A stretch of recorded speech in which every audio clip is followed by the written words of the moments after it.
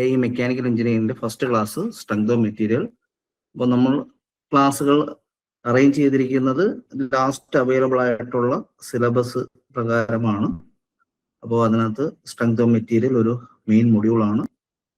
അപ്പോൾ അതിനകത്ത് കവർ ചെയ്യുന്ന കാര്യങ്ങൾ നമ്മളിന്ന് ബേസിക് ആയിട്ടും തുടങ്ങുന്നേ ഉള്ളൂ. ഓക്കെ, എൻ്റെ പേര് ചന്തു. ഇതാണ് ലാസ്റ്റ് അവൈലബിൾ ആയിട്ടുള്ള സിലബസ്. മെക്കാനിക്കൽ സോളിഡ്സ് അല്ലെങ്കിൽ സ്ട്രെങ്ത് ഓഫ് മെറ്റീരിയലിന്റെ ടോപ്പിക്ക്. നിങ്ങൾക്ക് stress strain, concepts, axial load, bending, torsion, buckling, അതേപോലെ തന്നെ തെർമൽ സ്ട്രെസ്, ഷാഫ്റ്റിന്റെ ഡിഫോർമേഷൻ, ഇതൊക്കെ ബേസിക് ആയിട്ടുള്ള കാര്യങ്ങളാണ്. ഇതിൽ AE ലെവലിലുള്ള ക്വസ്റ്റ്യൻസ് ആണ് നിങ്ങൾ എക്സ്പെക്ട് ചെയ്യേണ്ടത്. ഓക്കെ, നമുക്ക് ബേസിക്സിൽ നിന്ന് സ്റ്റാർട്ട് ചെയ്യാം. ഇപ്പോൾ പലരും നമ്മൾ പഠിച്ചിട്ടുള്ള കാര്യങ്ങൾ പലതും ഒന്ന് റിവൈസ് ചെയ്തിട്ട് പോകുന്നതായിരിക്കും എപ്പോഴും നല്ലത്. മെക്കാനിക്സ് ഓഫ് മെറ്റീരിയൽ അല്ലെങ്കിൽ സ്ട്രെങ്ത് ഓഫ് മെറ്റീരിയൽ അല്ലെങ്കിൽ മെക്കാനിക്സ് ഓഫ് സോളിഡ്സ് നമ്മൾ ഫസ്റ്റ് ഇയർ പഠിക്കുന്ന, അതായത് BTechന്റെ ആയാലും നിങ്ങൾ ഡിഗ്രി മാത്രമോ, ഇപ്പൊ ഡിഗ്രിയിലായാലും ഫസ്റ്റ് സെമസ്റ്ററിൽ പഠിക്കുന്ന മെക്കാനിക്സ് അല്ലെങ്കിൽ ഫസ്റ്റ് ഇയർ പഠിക്കുന്ന മെക്കാനിക്സ്, എഞ്ചിനീയറിംഗ് മെക്കാനിക്സിന്റെ ഒരു കണ്ടിന്യൂഷൻ ആണ്. അപ്പൊ മെക്കാനിക്സ് നമ്മൾ പഠിച്ചപ്പോൾ മെയിനായിട്ട് അതിൽ ഡീഫോമബിൾ ബോഡീസ് ആണ് യൂസ് ചെയ്തിരുന്നത്. അപ്പൊ എന്താണ് ഈ ഡീഫോമബിൾ ബോഡീസ്, എന്താണ് റിജിഡ് ബോഡീസ്? ആർക്കെങ്കിലും പറയാമോ എന്താണ് ഡീഫോമബിൾ ബോഡീസ്, എന്താണ് റിജിഡ് ബോഡീസ് എന്ന്? Anyone?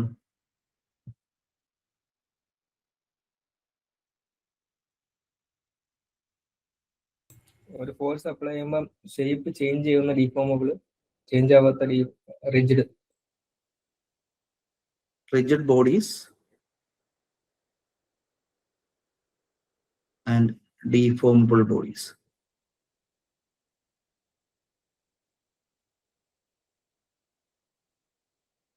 Rigid and deformable. Deformable എന്താണെന്ന് നിങ്ങൾക്ക് ഗസ് ചെയ്ത് പറയാം. എന്താണ് deformable bodies? Anyone? Force exert ചെയ്യുമ്പോൾ ഷേപ്പ് മാറണല്ലേ? അപ്പോ എന്താണെന്ന് ഞാൻ പറയാം. ഇപ്പോ ഒരു ബോഡിയിൽ ഒരു ലോഡ് ആക്ട് ചെയ്യുന്നു. ഇതൊരു ബോഡിയാണ്, ഒരു റെക്ടാങ്കുലർ ബാർ ആണെന്ന് വിചാരിക്കുക. ഇതിൽ ആക്സിയലി ലോഡ് ആക്ട് ചെയ്യുന്നു. അതിലൊരു ലോഡ് ആക്ട്, നിങ്ങൾ ആക്സിയൽ എന്നോ ടാൻജൻഷ്യലി ഒന്നും അസ്യൂം ചെയ്യേണ്ട. ഒരു ലോഡ് ആക്ട് ചെയ്യുന്നു. ബോഡിക്ക് എന്ത് സംഭവിക്കാനാണ് ചാൻസ്? നിങ്ങളിത് പഠിച്ചിട്ടുള്ളതാണ്. ഇതിനെല്ലാം ലെങ്ത് ഉള്ള ഒരു ബോഡിയാണെങ്കിൽ ഇതിനെന്ത് സംഭവിക്കും?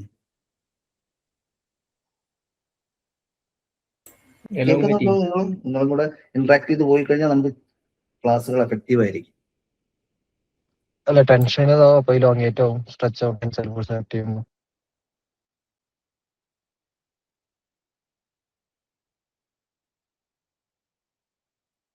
ഓക്കെ, അപ്പോ ബോഡിക്ക് ഇവിടെ സംഭവിക്കാൻ പോകുന്നത്, ബോഡിക്ക് കുറച്ച് നീളം ഇൻക്രീസ് ചെയ്യും. ഓക്കെ, നീളം ഇൻക്രീസ് ചെയ്യുന്ന ലെങ്തിനെ ഞാൻ DL എന്ന് എടുക്കുന്നു. അപ്പൊ DL എന്ന് പറയുന്നത് അതിന്റെ നീളത്തിനുണ്ടായ ചേഞ്ച് ആണ്. ആ നീളത്തിനുണ്ടായ ചേഞ്ച് ബോഡിക്ക് ആര് കാരണമാണ് ഉണ്ടായത്? ഫോഴ്സ് കാരണം, അതായത് എക്സ്റ്റേണലി ആക്ട് ചെയ്ത ഫോഴ്സ് കാരണം. അപ്പൊ ഈ എക്സ്റ്റേണലി ആക്ട് ചെയ്ത ഫോഴ്സ് കാരണം ഇവിടെ ഒരു ചേഞ്ച് ഉണ്ടായി. ഒന്നെങ്കിൽ അതിന്റെ നീളം കൂടാം, അല്ലെങ്കിൽ അത് വളയാം. അത് depends on the direction of applied load or type of applied load. അപ്പൊ അപ്ലൈഡ് ലോഡിനനുസരിച്ച് ബോഡിക്ക് എന്തെങ്കിലും ചേഞ്ച് ഉണ്ടാകുന്നുണ്ടെങ്കിൽ അതാണ് deformable bodies. If there is no change, bodies can be called as rigid bodies. അപ്പൊ റിജിഡ് ബോഡിയിൽ നിങ്ങൾ എന്തൊക്കെ ചെയ്താലും, ഏത് രീതിയിൽ ലോഡ് കൊടുത്താലും അവിടെ യാതൊരു ചേഞ്ചും ഉണ്ടാകാൻ പോകുന്നില്ല. അതിന് ഷേപ്പും മാറാൻ പോകുന്നില്ല, സൈസും മാറാൻ പോകുന്നില്ല. അപ്പൊ സൈസിനോ ഷേപ്പിനോ യാതൊരു ചേഞ്ചും സംഭവിക്കാത്ത ബോഡികളെയാണ് under the action of loads, ലോഡിന്റെ ആക്ഷനിൽ ഒരു ചേഞ്ചും സംഭവിക്കാത്ത ബോഡികളെ റിജിഡ് ബോഡി എന്ന് പറയുന്നു. ലോഡിനനുസരിച്ച് ബോഡിക്ക് മാറ്റം ഉണ്ടാകുന്നുണ്ടെങ്കിൽ, ഷേപ്പിനോ സൈസിനോ മാറ്റം ഉണ്ടാകുന്നുണ്ടെങ്കിൽ അതിനെ ഡീഫോമബിൾ ബോഡീസ് എന്ന് കൊടുക്കും. നമുക്കിവിടെ ഡീൽ ചെയ്യുന്നത്, നമ്മളിവിടെ ഡിസ്കസ് ചെയ്യുന്നതും സ്റ്റഡി ചെയ്യുന്നതുമെല്ലാം ഡീഫോമബിൾ ബോഡീസിനെ കുറിച്ചാണ്, റിജിഡ് ബോഡീസിനെ കുറിച്ചല്ല. റിജിഡ് ബോഡീസ് നമ്മൾ പഠിക്കുന്നത് എഞ്ചിനീയർ മെക്കാനിക്സിലാണ്. അവിടെ നമ്മൾ ഡീഫോർമേഷനെ കുറിച്ച് യാതൊരു കാര്യവും ഡിസ്കസ് ചെയ്യുന്നില്ല. ഓക്കെ, അപ്പോൾ strength of material deals with, അല്ലെങ്കിൽ mechanics solids deals with only deformable bodies. ഇനി എന്തൊക്കെ അസംഷൻസ് ആണ് നമ്മൾ മോസിൽ അല്ലെങ്കിൽ മെക്കാനിക്സ് ഓഫ് സോളിഡ്സിൽ യൂസ് ചെയ്യുന്നത്? ഒന്നാമത്തത് മെക്കാനിക്സ് ഓഫ് സോളിഡ്സ് അവിടെ തന്നെ പറയുന്നുണ്ട്, ഇപ്പൊ മെറ്റീരിയൽ സോളിഡ് ആയിരിക്കണം, മെറ്റീരിയൽ കണ്ടിന്യൂസും ആയിരിക്കണം. എന്താണ് കണ്ടിന്യൂസ്? കണ്ടിന്യൂസ് അല്ലെങ്കിൽ കണ്ടിന്യൂറ്റി. മെറ്റീരിയല് നമുക്കറിയാം, എല്ലാ മെറ്റീരിയലുകളും ഇപ്പം നമ്മൾ പല പല മെറ്റീരിയൽ സ്ട്രക്ചറുകൾ പഠിച്ചിട്ടുണ്ട്, അല്ലെങ്കിൽ കെമിക്കൽ കോമ്പൗണ്ട് സ്ട്രക്ചറുകൾ. അതിനകത്തെല്ലാം നമ്മൾ യൂസ് ചെയ്യുന്ന ഒരു ടേമാണ് വോയിഡ് സ്പേസ്. എന്താണ് വോയിഡ് സ്പേസ്? മോളിക്യൂൾസ് കഴിഞ്ഞ് മോളിക്യൂൾസിന്റെ പ്രസൻസ് ഇല്ലാത്ത സ്പേസ് മാത്രം, ആ സ്പേസ്, അതിനെയാണ് വോയിഡ് സ്പേസ് എന്ന് പറയുന്നത്. there will be no material at that point, അല്ലെങ്കിൽ at that space. പക്ഷേ പ്രോബ്ലം, മെക്കാനിക്സ് ഓഫ് സോളിഡ്സിലെ പ്രോബ്ലംസ് നമ്മൾ ഹാൻഡിൽ ചെയ്യുമ്പോൾ നമ്മളവിടെ വോയിഡ് സ്പേസിനെ നെഗ്ലക്ട് ചെയ്തിട്ടാണ് പ്രോബ്ലം ചെയ്യുന്നത്. അതായത് ആ സ്ഥലത്തും മെറ്റീരിയൽ ഉണ്ട് എന്നുള്ള അസംഷനിലാണ്, അതായത് ബോഡി കണ്ടിന്യൂസ് ആണ് എന്നുള്ള അസംഷൻ, അതായത് മെറ്റീരിയലിന്റെ കണ്ടിന്യൂറ്റി എവിടെയും ബ്രേക്ക് ആവുന്നില്ല, വോയിഡ് സ്പേസിന്റെ പ്രസൻസ് ഇല്ല എന്ന് എടുത്തിട്ടാണ് പ്രോബ്ലം ചെയ്യുന്നത്. അപ്പോൾ അവിടെ നമ്മൾ യൂസ് ചെയ്യുന്ന ഒരു അസംഷനാണ് ബോഡി കണ്ടിന്യൂസ് ആണ്. ആക്ച്വലി ബോഡി കണ്ടിന്യൂസ് അല്ല, പക്ഷെ കണ്ടിന്യൂസ് ആണെന്ന് അസ്യൂം ചെയ്തിട്ടാണ് പ്രോബ്ലംസ് നമ്മൾ സോൾവ് ചെയ്യുന്നത്. രണ്ടാമത്തെ assumption, material is homogeneous and isotropic.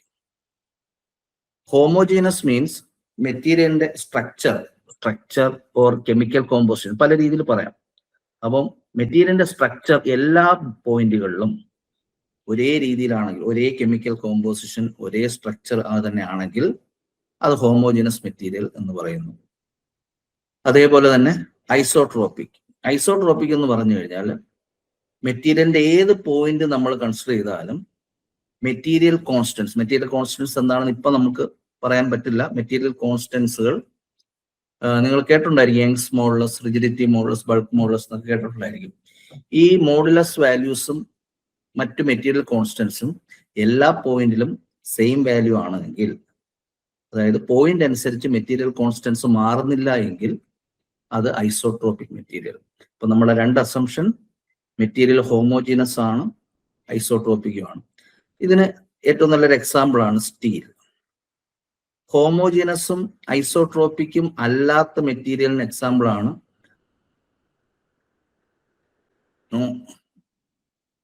Non homogeneous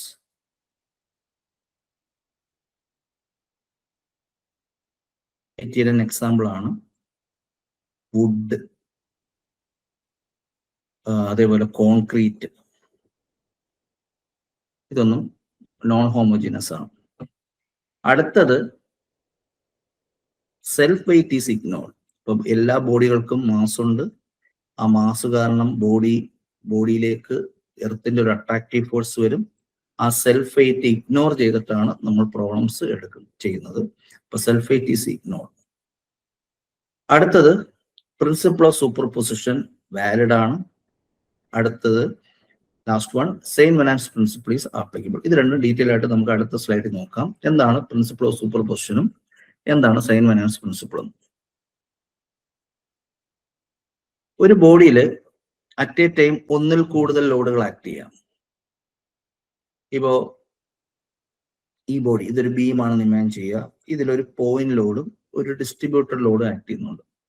ഇപ്പൊ രണ്ട് ടൈപ്പ് ലോഡുണ്ട്. നിങ്ങൾ ഇതെന്താണ് ഡിസ്ട്രിബ്യൂട്ടഡ് ലോഡെന്നോ എന്താണ് പോയിന്റ് ലോഡെന്നോ ഒന്നും നോക്കണ്ട. രണ്ട് ലോഡുണ്ട്. ഇവിടെ ഇത് ലോഡ് 1, ഇത് ലോഡ് 2.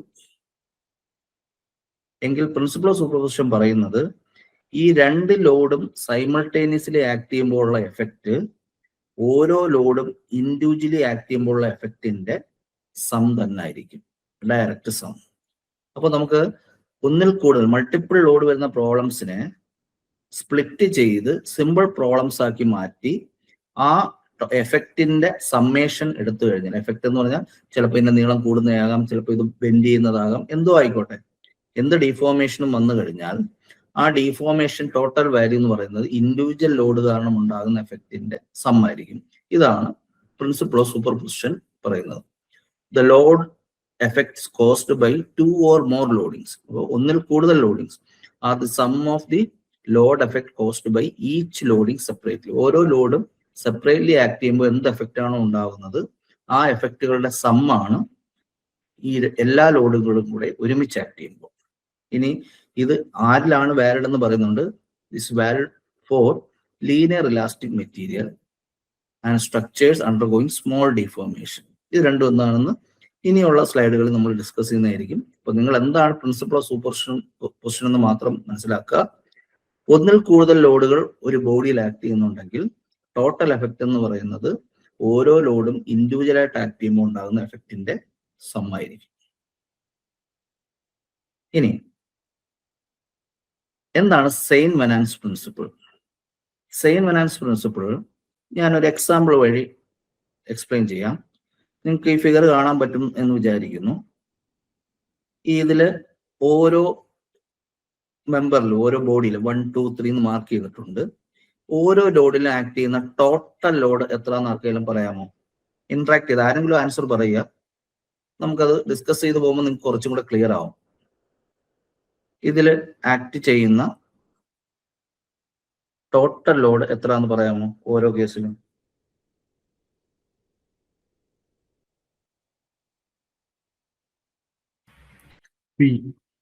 എല്ലാത്തിലും ഒരേ ലോഡ് തന്നെയല്ലേ? പി തന്നെയല്ലേ?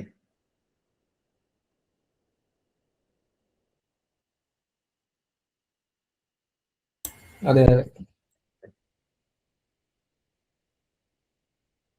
പക്ഷേ വോയിസ് കേൾക്കാമോ? ഹലോ, വോയിസ് കേൾക്കാമോ?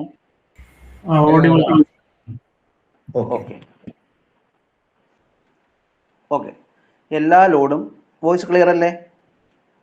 ഞാൻ ഒരു കാര്യം ചേഞ്ച് ചെയ്തായിരുന്നു. കേൾക്കുന്നുണ്ടല്ലോ? ഓക്കെ. നിങ്ങൾ പറഞ്ഞു എല്ലാ ലോഡും സെയിം ആണ്. പക്ഷേ നോക്കുക, ഈ ലോഡ് ആക്ട് ചെയ്യുന്ന ആ ടോപ്പ് സർഫസ് എടുത്തു കഴിഞ്ഞാൽ അവിടെ ഉണ്ടാകുന്ന എഫക്റ്റ് ഇപ്പം പി എന്ന് പറയുന്നത് ഇൻവേർഡ് ഫോഴ്സ് ആണ്. ഇൻവേർഡ് ഫോഴ്സ് എന്ന് പറഞ്ഞാൽ അവിടെ ഉണ്ടാകുന്നത് കംപ്രസീവ് എഫക്റ്റ് ആണ്, അതായത് നീളം കുറയുന്ന എഫക്റ്റാണ്. അപ്പോൾ ഇവിടെ ഉണ്ടാകുന്ന എഫക്റ്റ് എന്ന് പറയുന്നത് ഫസ്റ്റ് കേസിൽ ഉണ്ടാകുന്ന എഫക്റ്റ് എന്ന് പറയുന്നത് എൻസിൽ, അതായത് ലോഡ് ആക്ട് ചെയ്യാത്ത സ്ഥലത്ത് എഫക്റ്റ് കുറവും നടുക്ക് നല്ല രീതിയിലുള്ള എഫക്റ്റ്, അതായത് ഈ പോർഷനിൽ നല്ല രീതിയിലുള്ള കംപ്രഷൻ സംഭവിക്കും. രണ്ടാമത്തെ ഫിഗർ വരുമ്പോഴത്തേക്ക് എഫക്റ്റ് വരുന്നത് ഏകദേശം ഇങ്ങനാണ്. മൂന്നാമത്തെ കേസിൽ എഫക്റ്റ് വരുന്നത് ഏകദേശം ഇങ്ങനാണ്.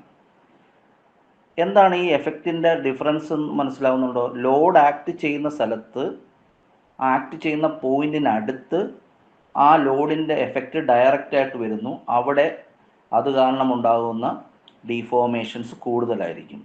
ഇവിടെ രണ്ടായിട്ട് സ്പ്ലിറ്റ് ചെയ്ത് നിൽക്കുന്നു. ആ സ്പ്ലിറ്റ് ചെയ്ത് ആക്ട് ചെയ്യുന്ന സ്ഥലത്താണ് ഇവിടെ ഈ രണ്ടിടത്തായിട്ട് എഫക്റ്റ് കൂടുതലായിരിക്കും. മൂന്നായിട്ട് നിൽക്കുകയാണെങ്കിൽ ആ മൂന്നിടത്തും എഫക്റ്റ് കൂടുതലായി, ബാക്കി പൊസിഷനിൽ എഫക്റ്റ് കുറവായിരിക്കും.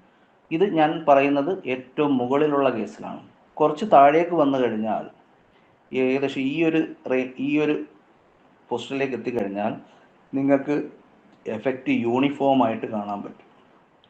അതായത് ഈ ലോഡ് എങ്ങനെ ആക്ട് ചെയ്തു എന്നതിന് യാതൊരു ചേഞ്ചും ഇവിടെ കാണിക്കുന്നില്ല. എല്ലായിടത്തും ഒരേ രീതിയിലുള്ള എഫക്റ്റ് കാണാൻ പറ്റും. ഈ ഒരു ചേഞ്ച് അല്ലെങ്കിൽ ഈ ഒരു ഫിനോമിനെ വിളിക്കുന്ന പേരാണ് സെയിൻ വെനാൻസ് പ്രിൻസിപ്പിൾ അല്ലെങ്കിൽ സെയിൻ വെനാൻസ് മെത്തേഡ് എന്ന് പറയുന്നത്. എന്താണ് ഇത് പറയുന്നത്? ലോഡ് എത്രയും ആയിക്കോട്ടെ റിസൾട്ടൻ്റ് ലോഡ് എങ്ങനെയോ ആക്ട് ചെയ്തോട്ടെ, റിസൾട്ടൻ്റ് ലോഡ് സെയിം ആണെങ്കിൽ ആ ലോഡ് ആക്ട് ചെയ്യുന്ന പോയിന്റിനടുത്തുള്ള സ്ഥലങ്ങൾ, അതായത് വിസിനിറ്റി ഓഫ് എക്സ്റ്റേണൽ ലോഡ് എന്ന് പറയും. അപ്പോൾ ആ വിസിനിറ്റി ഓഫ് എക്സ്റ്റേണൽ ലോഡിന് ഒഴികെയുള്ള സ്ഥലങ്ങളിൽ ലോഡിൻ്റെ എഫക്റ്റ്, അതായത് അവിടെ ഉണ്ടാകുന്ന ചേഞ്ച് സെയിം ആയിരിക്കും. അപ്പോൾ നമ്മൾ പ്രോബ്ലം ചെയ്യുമ്പോൾ ഇങ്ങനെ ഒരു പ്രോബ്ലം നിങ്ങൾക്ക് ഉണ്ടെന്ന് വിചാരിക്കുക.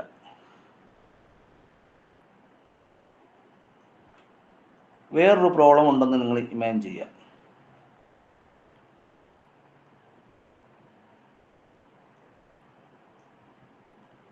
ഈ രണ്ടിൽ നിന്നും കിട്ടുന്ന എഫക്റ്റ് ഈ ബോഡിയിൽ, ഇപ്പം നടുക്കുള്ള ഒരു പോയിന്റ് എടുക്കുക, ഞാൻ സെക്ഷൻ എ എന്നൊരു സെക്ഷൻ എടുക്കുകയാണ്, ഇവിടെയും സെക്ഷൻ എ എടുക്കുകയാണ്. ഈ സെക്ഷനിൽ നിങ്ങൾ എന്ത് വാല്യൂ കണ്ടുപിടിച്ചാലും ഒന്നാമത്തെ പ്രോബ്ലത്തിലും രണ്ടാമത്തെ പ്രോബ്ലത്തിലും നിങ്ങൾക്ക് കിട്ടാൻ പോകുന്ന ആൻസേഴ്സ് സെയിം ആയിരിക്കും. ഇതിനെയാണ് സെയിൻ വനാൻസ് പ്രിൻസിപ്പിൾ എന്ന് പറയുന്നത്. ഇപ്പോൾ സെയിൻ വനാൻസ് പ്രിൻസിപ്പിൾ ഇൻവാലിഡ് ആകുന്ന സ്ഥലം എവിടെയാണ്? ആരെങ്കിലും പറയാമോ?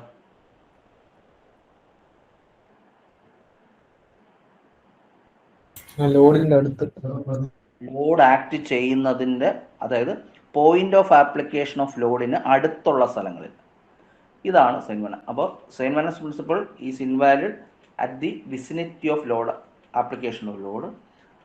Other than the vicinity of load, stress or any deformation effect will be proportional to അല്ലെങ്കിൽ depend on only on the resultant load. അപ്പോൾ ഇതാണ് strain Venant's principle. Stress distribution may be assumed to be independent of actual mode of application. Mode of ആപ്ലിക്കേഷനെ independent ആണ്, only dependent on the resultant load. അത് നിങ്ങൾ മനസ്സിലാക്കി വെക്കേണ്ട ഒരു അസംഷനാണ്. ഇനി ഏതൊക്കെ ടൈപ്പ് ഓഫ് ലോഡ്സ് ആണ് നമുക്ക് മെയിനായിട്ടും ഡിസ്കസ് ചെയ്യാനുള്ളതെന്ന് നോക്കാം. ടൈപ്പ് ഓഫ് ലോഡ്സ് എങ്ങനെ ആക്ട് ചെയ്യുന്നു? ഒരു ബോഡിയിൽ അതിൻ്റെ ക്രോസ് സെക്ഷൻ ഏരിയയ്ക്ക് നമ്മൾ എടുക്കുന്ന പ്ലെയിനിന് പെർപെൻഡിക്കുലറായിട്ട് ലോഡ് വരികയാണെങ്കിൽ അത് normal force. Normal means perpendicular. For example, ഞാൻ നേരത്തെ പറഞ്ഞ കേസ് തന്നെ, ആക്സിയൽ ലോഡ് പി, ആക്സിസിന് അലോങ് ആയിട്ട് ലോഡ് വരുന്നു. ക്രോസ് സെക്ഷൻ ഏരിയയ്ക്ക് 90 ഡിഗ്രിയിലാണ് ലോഡ് വരുന്നത്, അതായത് പെർപെൻഡിക്കുലറായിട്ട്. അപ്പോൾ axial load is an example for normal force. അപ്പോൾ നോർമൽ ഫോഴ്സ് എന്ന് പറയുന്നത് സർഫസിന്, നമ്മൾ കൺസിഡർ ചെയ്യുന്ന സർഫസിന് പെർപെൻഡിക്കുലറായിട്ട് ലോഡ് വരികയാണെങ്കിൽ നോർമൽ ഫോഴ്സ്. എങ്കിൽ സർഫസിന് എലോങ് ആയിട്ട് ലോഡ് വരികയാണെങ്കിൽ, you can see in this figure, നമ്മൾ എടുത്തേക്കുന്ന സർഫസ് ഇതാ ഈ എ എന്ന് പറയുന്ന ഏരിയ ആണ്. ആ ഏരിയയ്ക്ക് ഫോഴ്സ് ആക്ട് ചെയ്യുന്നത് എങ്ങനെയാണെന്ന് നോക്കിയേ. ആ സർഫസിന് എലോങ് ആയിട്ടാണ് ഫോഴ്സ് ആക്ട് ചെയ്യുന്നത്. സർഫസിന് എലോങ് ആയിട്ട് ഫോഴ്സ് വരികയാണെങ്കിൽ അതിനെ നമ്മൾ ടാൻജൻഷ്യൽ ഫോഴ്സ് അല്ലെങ്കിൽ ഷിയർ ഫോഴ്സ് എന്ന് പറയും. രണ്ടും ഒരാൾ തന്നെയാണ്, ടാൻജൻഷ്യൽ ഫോഴ്സും ഷിയർ ഫോഴ്സും. അപ്പോൾ ഈ force is acting along the plain, it is called as shear force. If force is acting normal or perpendicular to plane, it is called as normal force. രണ്ടിനും എക്സാമ്പിൾ കൊടുത്തിട്ടുണ്ട്. Axial load normal force, shear ഫോഴ്സിന് ഏറ്റവും best ആയിട്ടുള്ള എക്സാമ്പിളാണ് friction. നിങ്ങൾക്കറിയാം friction എങ്ങനെയാണ് act ചെയ്യുന്നത്. ഒരു സർഫസിൽ കൂടി മറ്റൊരു സർഫസ് മൂവ് ചെയ്യാൻ ശ്രമിക്കുമ്പോൾ ആ സർഫസിൽ കൂടി മോഷൻ എഗെയിൻസ്റ്റ് ആയിട്ട് വരുന്ന ഫോഴ്സാണ് ഫ്രിക്ഷൻ. അപ്പോൾ എപ്പോഴും ഫ്രിക്ഷണൽ ഫോഴ്സ് ആക്ട് ചെയ്യുന്നത് സർഫസിന് എലോങ് ആണ്, പെർപെൻഡിക്കുലർ അല്ല. അപ്പോൾ നോർമൽ ഫോഴ്സും ഷിയർ ഫോഴ്സും. അടുത്ത രണ്ട് ടൈപ്പ് ലോഡുകൾ മൊമെൻറ്റുകളാണ്. എന്താണ് ഫോഴ്സും മൊമെൻറ്റും തമ്മിലുള്ള വ്യത്യാസം നിങ്ങൾക്കറിയാമോ? ഫോഴ്സ് നമ്മൾ കൊച്ചിലെ തൊട്ടേ കേൾക്കുന്നതാണ്. എന്താണ് ഫോഴ്സ്? ഫോഴ്സിനെ നമ്മൾ എങ്ങനെയാണ് ഡിഫൈൻ ചെയ്യുന്നത്? എനിവൺ?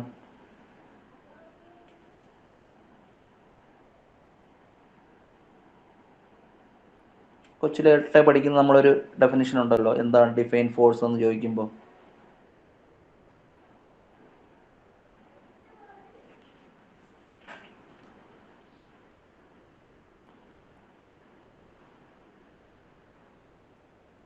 ഇല്ല, നിങ്ങൾ കേട്ടുണ്ടായിരിക്കട്ടെ, പുഷ് ഓർ പുൾ.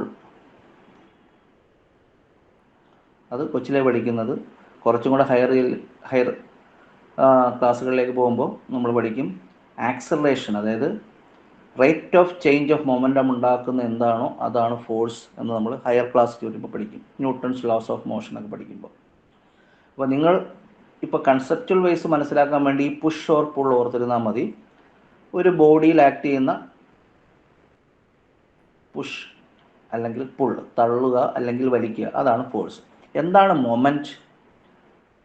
മൊമെന്റ് എന്ന് ആദ്യമായിട്ടായിരിക്കത്തില്ല നിങ്ങൾ പലരും കേൾക്കുന്നത്. എന്താണ് മൊമെന്റ്? ആർക്കെങ്കിലും ഐഡിയ ഉണ്ടോ?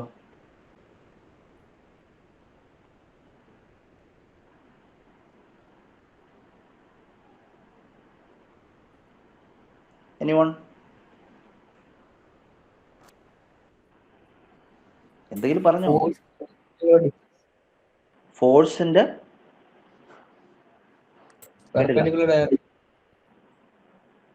ഫോഴ്സിന്റെ പെർപെൻഡിക്കുലർ വാല്യൂ. ഫോഴ്സിനെയാണോ മൊമെന്റ് എന്ന് പറയുന്നത്? കേട്ടില്ല, ഒരാൾ പറയും. ട്വിസ്റ്റിംഗ് ഫോഴ്സിനെയാണോ മൊമെന്റ് എന്ന് പറയുന്നത്? അതായത് ഒരു ആക്സിസിൽ നിന്ന് പെർട്ടിക്കുലർ ഡിസ്റ്റൻസിൽ ഒരു ഫോഴ്സ് ആക്ട് ചെയ്യുമ്പോൾ ഒരു ഒബ്ജക്റ്റിന് ഫീൽ ചെയ്യുന്ന ഫോഴ്സ്. ഒബ്ജക്റ്റിന് ഫീൽ ചെയ്യുന്ന ഫോഴ്സ് അല്ല, അവിടെ വെച്ച് തെറ്റി. ബാക്കി വരെ കറക്റ്റ് ആണ്. ഒരു ആക്സിസിൽ നിന്ന് ഒരു ഡിസ്റ്റൻസിൽ ഫോഴ്സ് ആക്ട് ചെയ്യുമ്പോൾ ബോഡിക്ക് എന്തായിരിക്കും ഫീൽ ചെയ്യുന്നത്? അതാണ് ഇവിടുത്തെ ഇമ്പോർട്ടൻറ്റ്. ഒരു ആക്സിസിൽ നിന്ന് ഇപ്പോൾ ഇതൊരു എ എന്നൊരു പോയിന്റ് ആണ്. എ എന്ന പോയിന്റിൽ നിന്ന് മാറി എഫ് എന്നൊരു ഫോഴ്സ് ആക്ട് ചെയ്യുന്നു എങ്കിൽ ഈ എഫ് കാരണം എക്ക് എന്ത് എഫക്റ്റ് ഉണ്ടാവും? അതിന് നമ്മൾ വിളിക്കുന്ന പേരാണ് റൊട്ടേഷണൽ എഫക്റ്റ്. ഫോഴ്സ് കാരണം ഉണ്ടാകുന്ന റൊട്ടേഷണൽ എഫക്റ്റിനെ വിളിക്കുന്ന പേരാണ് എന്ത്? മൊമെന്റ്. അപ്പോൾ ഫോഴ്സ് ഒരു പ്രത്യേക രീതിയിൽ ആക്ട് ചെയ്യണം. നമുക്ക് എവിടാണോ മൊമെന്റ് വേണ്ടത് അവിടുന്ന് ഒരു ഡിസ്റ്റൻസിൽ ആക്ട് ചെയ്യണം. നിങ്ങൾ ഇതിൻ്റെ ഇക്വേഷനൊക്കെ പഠിച്ചിട്ടുണ്ടായിരിക്കും. മൊമെന്റിന്റെ ഇക്വേഷൻ എന്താണ്? General equation. അതിൻ്റെ യൂണിറ്റും പഠിച്ചിട്ടുണ്ടായിരിക്കും.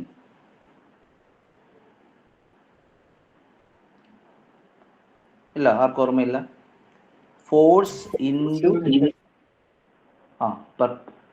ഇൻറ്റു പെർപെൻഡിക്കുലർ ഡിസ്റ്റൻസ് ആണ് എല്ലാ മൊമെന്റുകളുടെയും ജനറൽ ഇക്വേഷൻ.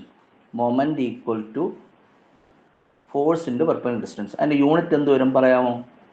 ഈ ഇക്വേഷൻ നോക്കി പറയാം. ഫോഴ്സിൻ്റെ യൂണിറ്റ് ന്യൂട്ടൺ, ഡിസ്റ്റൻസിൻ്റെ യൂണിറ്റ് മീറ്റർ, മൊമെന്റിൻ്റെ യൂണിറ്റ് എന്താണ്? Newton metre. ഇനി നമ്മൾക്ക് ഡിസ്കസ് ചെയ്യാനുള്ള കേസിലേക്ക് വരാം. Bending moment, twisting moment. ഇത് രണ്ടും നിങ്ങളുടെ ഡെയിലി ലൈഫിൽ കണ്ടിട്ടുള്ള ഐറ്റമാണ്. നിങ്ങളൊരു നീളമുള്ള ഒരു ബീം ആവണം നിർബന്ധമില്ല. ഒരു നീളമുള്ള ഒരു ഒബ്ജക്റ്റ് എടുത്തിട്ട് രണ്ട് എൻഡ് സപ്പോർട്ട് ചെയ്തിട്ട് നടുക്കൊരു വെയിറ്റ് എടുത്ത് വെച്ച് കഴിഞ്ഞാൽ ആ ബോഡിക്ക് എന്ത് എഫക്റ്റ് ഉണ്ടാവും? ഈ ഫിഗറിൽ കാണുന്ന പോലെ ഒരു ബോഡി രണ്ട് എൻഡിൽ സപ്പോർട്ട് ചെയ്തിരിക്കുന്നു. നടുക്ക് ലോഡ് വന്നു കഴിഞ്ഞാൽ ബോഡി എന്ത് ചെയ്യും? ഈ നടക്കുന്ന പ്രോസസ്സിനെയാണ് ബെൻഡിങ്. നമുക്ക് ഡീറ്റെയിൽ ആയിട്ട് പഠിക്കാനുള്ളതാണ് ബെൻഡിങ്. ഈ ബെൻഡിങ് ഉണ്ടാകുന്നുണ്ടെങ്കിൽ അവിടെ ഒരു കർവേച്ചർ എഫക്റ്റ് ഉണ്ടാകുന്നുണ്ട്, അവിടെ ഒരു റൊട്ടേഷണൽ എഫക്റ്റ് ഉണ്ടാകുന്നുണ്ട്. ആ റൊട്ടേഷണൽ എഫക്റ്റിന് ആരാണോ കാരണം, the reason behind that bending is called bending moment. അപ്പോൾ ബെൻഡിങ് മൊമെൻ്റ് ആണ് ബെൻഡിങ്ങിൻ്റെ റീസൺ. അപ്പോൾ bending moment is a type of ലോഡാണ്. ബെൻഡിങ് മൊമെൻറ്റ് എന്ത് ക്രിയേറ്റ് ചെയ്യുന്നു? ബെൻഡിങ് ക്രിയേറ്റ് ചെയ്യുന്നു. എക്സാമ്പിൾ, ബീംസിൽ സംഭവിക്കുന്നത് ബെൻഡിങ് മൊമെൻറ്റ് കാരണം ഉണ്ടാകുന്ന ബെൻഡിങ് ആണ്. അപ്പോൾ bending moment is a type of load. അടുത്തൊരു മൊമെൻ്റ് ആണ് ട്വിസ്റ്റിംഗ് മൊമെൻറ്റ്.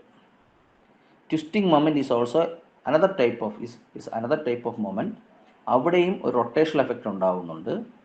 പക്ഷേ ഇവിടുത്തെ വ്യത്യാസം എന്ന് പറയുന്നത്, ഇവിടെ ആക്ട് ചെയ്യുന്ന മൊമെൻറ്റ് ബോഡിയുടെ ആക്സിസിന് പെർപെൻഡിക്കുലർ ആയിട്ടാണ്. അല്ലെങ്കിൽ ആക്സിസിന് എബോട്ടായിട്ടാണ് റൊട്ടേഷണൽ എഫക്റ്റ് കൊടുക്കുന്നത്. അപ്പോൾ ഇവിടെ എന്ത് സംഭവിക്കും? ട്വിസ്റ്റിംഗ് എന്ന് പറയുന്ന പ്രോസസ്സ് പലരും കണ്ടിട്ടുണ്ടായിരിക്കും. നമ്മൾ ഡെയിലി ലൈഫിൽ ചെയ്യുന്നൊരു കാര്യം ട്വിസ്റ്റിങ്ങിന് എക്സാമ്പിളാണ്. എന്താണ്?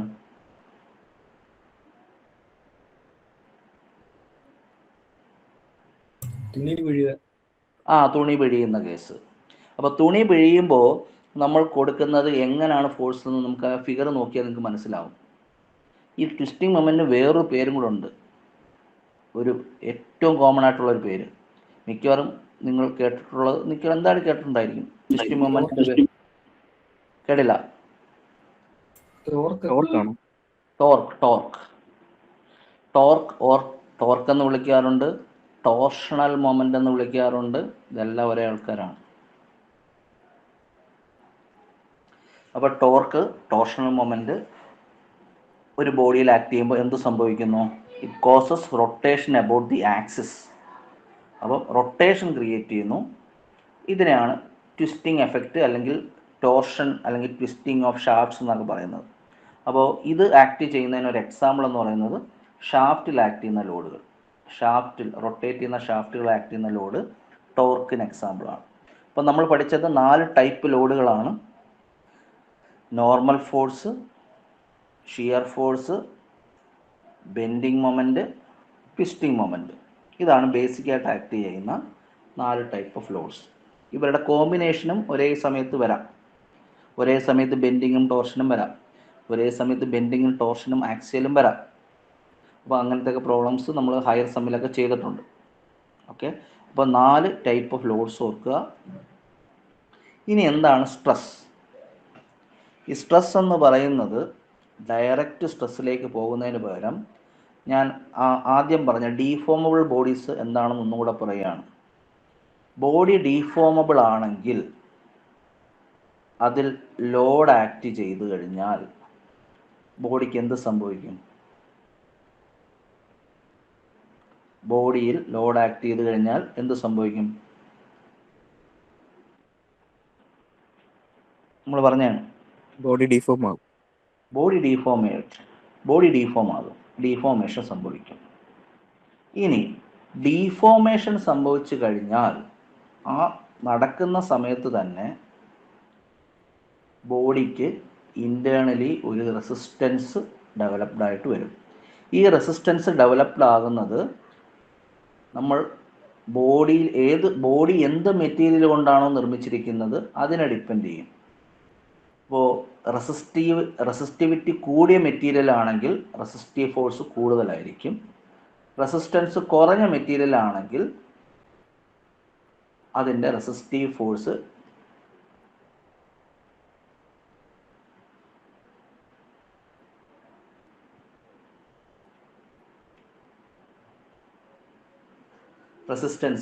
കുറവായിരിക്കും.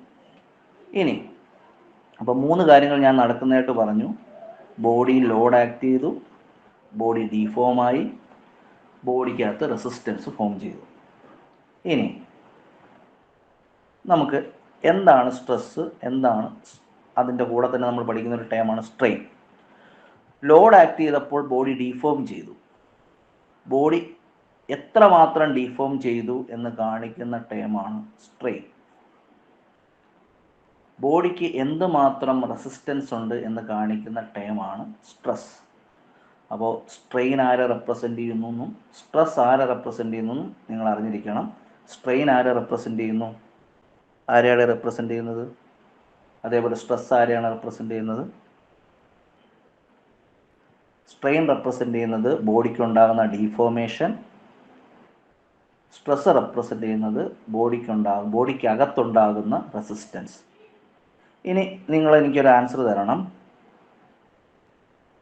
സ്ട്രെയിൻ കാരണമാണോ സ്ട്രെസ് ക്രിയേറ്റഡ് ആവുന്നത്, അതോ സ്ട്രെസ് കാരണമാണോ സ്ട്രെയിൻ ക്രിയേറ്റഡ് ആവുന്നത്?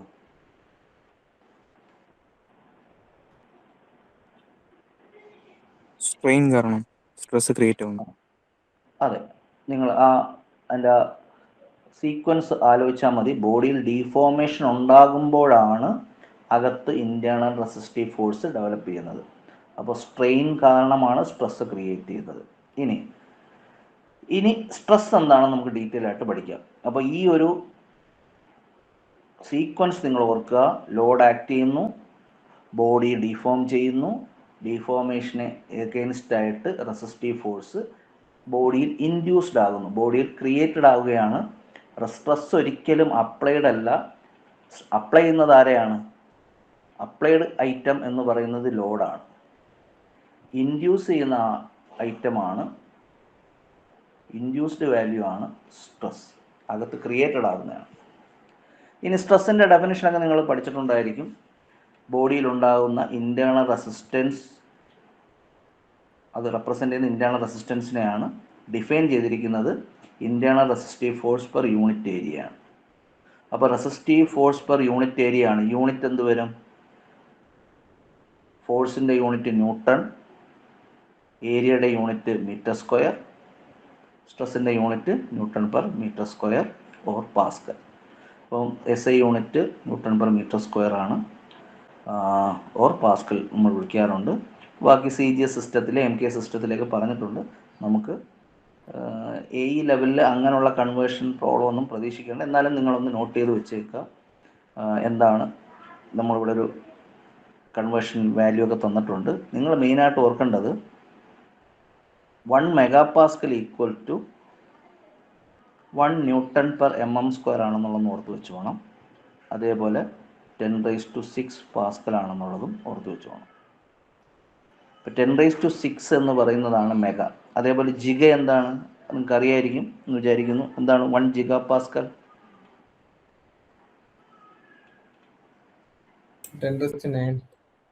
10⁹ പാസ്കൽ. കിലോ അതേപോലെ കിലോ പാസ്കൽ അങ്ങനെ വരാറില്ല. കിലോ എന്താണെന്നും കൂടെ അറിഞ്ഞിരിക്കുക. കിലോ എത്രയുടെ?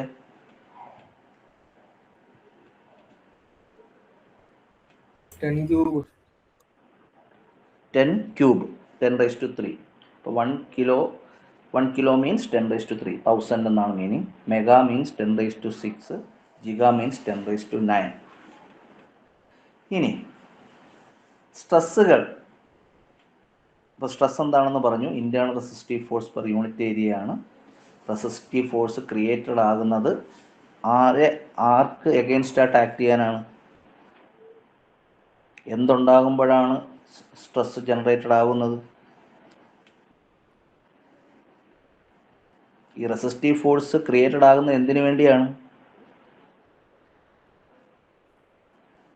ഡിഫോർമേഷനെ തടയാൻ വേണ്ടി. ഡിഫോർമേഷനെ റെസിസ്റ്റ് ചെയ്യാൻ വേണ്ടി. തടയാനൊന്നും പറ്റത്തില്ല, കാരണം ഇത് രണ്ടും ഒരേ സമയം ഇക്വിലിബ്രിയത്തിലായിരിക്കും. ഡിഫോർമേഷനും ഉണ്ടാകും. ആ ഡിഫോർമേഷൻ അനുസരിച്ച് റെസിസ്റ്റീവ് ഫോഴ്സും കൂടി വരും. ഓക്കെ. ഇനി ഏതൊക്കെ ടൈപ്പ് സ്ട്രെസ്സാണ് നമുക്കുള്ളത്? മെയിനായിട്ട് 2 ക്ലാസിഫിക്കേഷൻ ഓർക്കുക. റെസിസ്റ്റീവ് ഫോഴ്സ്, അതായത് നിങ്ങൾക്ക് തൊട്ട് മുമ്പുള്ള ഫിഗർ അതാണ്ട് ലോഡ് ആക്ട് ചെയ്യുന്നത് സർഫസിന് പെർപെൻഡിക്കുലറായിട്ടാണെങ്കിൽ ജനറേറ്റഡ് ആകുന്ന സ്ട്രെസ്സും അതിന് എഗെയിൻസ്റ്റ് ആയിട്ട് ഏരിയയ്ക്ക് പെർപെൻഡിക്കുലറായിട്ടായിരിക്കും. അപ്പോൾ ഏരിയയ്ക്ക് പെർപെൻഡിക്കുലർ അല്ലെങ്കിൽ നോർമലായിട്ട് വരുന്ന സ്ട്രെസ്സിനെ വിളിക്കുന്ന പേരാണ് നോർമൽ സ്ട്രെസ്. അതേപോലെ ഷിയർ ആണ് അവിടെ ആക്ട് ചെയ്യുന്ന ലോഡെങ്കിൽ, ടാൻജൻറ്റ് സർഫസിന് എലോങ് ആയിട്ടാണ് ലോഡ് ആക്ട് ചെയ്യുന്നതെങ്കിൽ, ബോഡിയിൽ ജനറേറ്റഡ് ആകുന്ന സ്ട്രെസ്സും സർഫസിന് എലോങ് തന്നെ ആയിരിക്കും. സർഫസിന് എലോങ് ഉള്ള സ്ട്രെസ്, ടാൻജൻഷ്യലായിട്ടുള്ള സ്ട്രെസ്സിന് നമ്മൾ വിളിക്കുന്ന പേര് ഷിയർ സ്ട്രെസ്. ഇപ്പം നോർമൽ സ്ട്രെസ്സും ഷിയർ സ്ട്രെസ്സും അത് ഈ ഫിഗറിൽ കാണിച്ചിട്ടുണ്ട്. അടുത്ത് നമ്മളൊന്ന് എക്സ്പ്ലെയിൻ ചെയ്യുന്നതേ ഉള്ളൂ. When a force acts perpendicular or normal to the surface of an object, it exerts a normal stress. അപ്പോൾ നോർമൽ സ്ട്രെസ്സിൻ്റെ നൊട്ടേഷൻ ശ്രദ്ധിച്ചോണം. നമ്മൾ യൂസ് ചെയ്യുന്ന നൊട്ടേഷൻ സിഗ്മയാണ്. സിഗ്മയ്ക്ക് എക്സാമ്പിൾ ആക്സിയൽ സ്ട്രെസ്സും ബെൻഡിങ് സ്ട്രെസ്സും. ആക്സിയലും ബെൻഡിങ് എന്താണെന്നൊക്കെ നമ്മൾ നേരത്തെ പറഞ്ഞു. ഡീറ്റെയിൽ ആയിട്ട് ഇനി പഠിക്കും. എന്നാലും നിങ്ങൾ ഓർത്തിരിക്കുക. നിങ്ങൾ ആക്സിയൽ സ്ട്രെസ്സിൻ്റെയൊക്കെ ഇക്വേഷൻ എഴുതിയൊക്കെ നിങ്ങൾക്ക് ഓർമ്മ കാണുമെന്ന് വിചാരിക്കുന്നു. Sigma equal to F/A. നമ്മൾ സിഗ്മ എന്നാണ് അവിടെ യൂസ് ചെയ്തത്. ബെൻഡിങ് സ്ട്രെസ് നിങ്ങൾ ബെൻഡിങ് ഇക്വേഷനൊക്കെ ചെയ്ത ഓർമ്മയാണ്. M/I equal to sigma by Y equal to E/R എന്നുള്ള ഇക്വേഷനൊക്കെ നിങ്ങൾ യൂസ് ചെയ്ത് ഓർമ്മയാണെന്ന് വിചാരിക്കുന്നു. ഇതിൽ സിഗ്മ ബി ആണ് ബെൻഡിങ് സ്ട്രെസ്. നോക്കുക, ഇത് രണ്ടും നോർമൽ സ്ട്രെസ്സുകളാണ്. നോർമൽ സ്ട്രെസ് എന്ന് വിളിക്കാൻ റീസൺ ഉണ്ട്. നമുക്കത് ഓരോ സ്ട്രെസ്സും ടൈപ്പ് ഓഫ് സ്ട്രെസ് പഠിക്കുമ്പോൾ നമുക്ക് ഡീറ്റെയിൽ ആയിട്ട് പഠിക്കാം. അപ്പോൾ എന്തായിരിക്കും ഷിയർ സ്ട്രെസ്? ഇവിടെ ഫോഴ്സ് ആക്ട് ചെയ്യുന്നത് പെർപെൻഡിക്കുലർ ടു സർഫസ് ആണെങ്കിൽ, ഇവിടെ ഫോഴ്സ് ആക്ട് ചെയ്യുന്നത് നോർമൽ ടു സർഫസ് ആണ്. ഇതൊരു ബോഡി ആണെങ്കിൽ സർഫസിന് ഇത് ഏരിയ ആണെങ്കിൽ സർഫസിന് എലോങ് ആയിട്ട് ലോഡ് ആക്ട് ചെയ്യുന്നു. അപ്പോൾ ലോഡ് ആക്ട് ചെയ്യുമ്പോൾ അവിടെ ഉണ്ടാകുന്ന സ്ട്രെസ്സ് സർഫസിന് എലോങ് തന്നെ ആയിരിക്കും. എങ്കിൽ ആ ടൈപ്പ് സ്ട്രെസ്സിനെയാണ് ഷിയർ സ്ട്രെസ് എന്ന് വിളിക്കുന്നത്. ഷിയർ സ്ട്രെസ്സിൻ്റെ നൊട്ടേഷൻ നമ്മൾ സ്ഥിരമായി യൂസ് ചെയ്യുന്നത്, എല്ലാ ടെക്സ്റ്റ് ബുക്കുകളും ഫോളോ ചെയ്യുന്നത് ടോയാണ്. അപ്പോൾ നോർമൽ സ്ട്രെസ്സിന് സിഗ്മയും ഷിയർ സ്ട്രെസ്സിന് ടോയും, shear or tangential stress. Shear സ്ട്രെസ്സിന് എക്സാമ്പിൾ ഡയറക്റ്റ് ഷിയർ സ്ട്രെസ്. ഇത് നമ്മൾ കാണാറുള്ളതാണ്. റിബറ്റ്സ്, വെൽഡ്സ്, ഇതിനകത്തൊക്കെ വരുന്ന സ്ട്രെസ് എന്ന് പറഞ്ഞാൽ ഷിയർ സ്ട്രെസ്സാണ്. അടുത്തത് ഡയറക്റ്റ് ഷിയർ സ്ട്രെസ്സാണ്. Torsional shear stress. Torsional shear stress വരുന്നത് നമ്മൾ നേരത്തെ പറഞ്ഞു ഷാഫ്റ്റുകളിൽ, അതായത് റൊട്ടേഷണൽ എഫക്റ്റ് ടോർക്ക് കാരണമുണ്ടാകുന്ന സ്ട്രെസ്സാണ് torsional shear stress. Bending stress വരുന്നത് എവിടെയാണ്? ആർക്കെങ്കിലും പറയാമോ? ബെൻഡിങ് സ്ട്രെസ് കൂടുതലായിട്ട് വരുന്നത് ഏത് ടൈപ്പ് എലമെൻസിലാണ്, അല്ലെങ്കിൽ എന്ത് ടൈപ്പ് ബോഡികളിലാണ്? ബീംസ്. അപ്പോൾ ടൈപ്പ് ഓഫ് സ്ട്രെസ്സുകൾ രണ്ടായിട്ടാണ് main classification. Normal stress, shear stress. സർഫസിന് പെർപെൻഡിക്കുലർ ആയിട്ട് വരുന്ന സ്ട്രെസ്സിനെ നോർമൽ സ്ട്രെസ്, സർഫസിന് എലോങ് ആയിട്ട് വരുന്ന സ്ട്രെസ്സിനെ ഷിയർ സ്ട്രെസ് എന്ന് വിളിക്കുന്നു. രണ്ടിൻ്റെ നൊട്ടേഷൻ ഓർക്കുക. ഏത് സ്ട്രെസ്സായാലും യൂണിറ്റ് എന്ത് തന്നെയാണ്? Sigma or to. യൂണിറ്റ് എന്ത് തന്നെയാണ്?